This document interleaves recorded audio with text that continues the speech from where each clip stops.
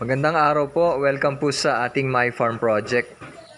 Marami kaming tanim na saging dito sa palibot ng farm.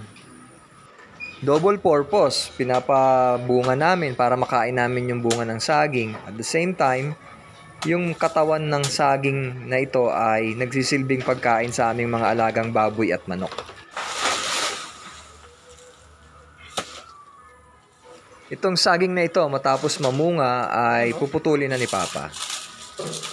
Kukunin niya rito yung malambot na bahagi.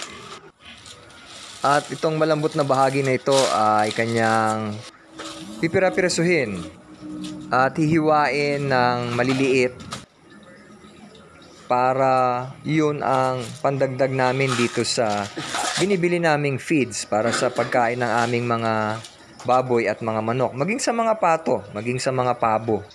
Magkakahalo na po yung kanilang kinakain at ang karamihang halo ay galing dito sa malambot na bahaging ito ng saging. Ganyan ang proseso na ginagawa ni Papa. At hinahaluan niya rin naman ito ng mga gabi. Yan. May mga gabi rin naman sa paligid na pananim namin para sa mga baboy na rin.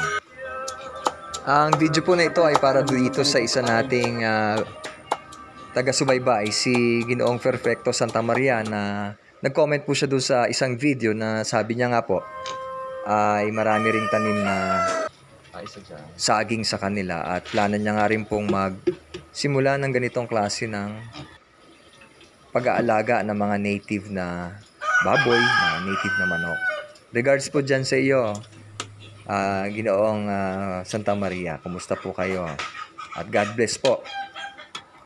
Pinagtsatsagaan ni Papa na gawin ang proseso na ito dahil sa kasalukuyan ay wet feeding ang aming ginagawa. Kaya niluluto niya pa ito. Masaya naman yung aming mga alaga. Kagaya nito, nakikita nyo, nakikishare pa yung pato dito sa pagkain ng aming barakong baboy. Hanggang dito po mga kasama. Happy farming po sa ating lahat.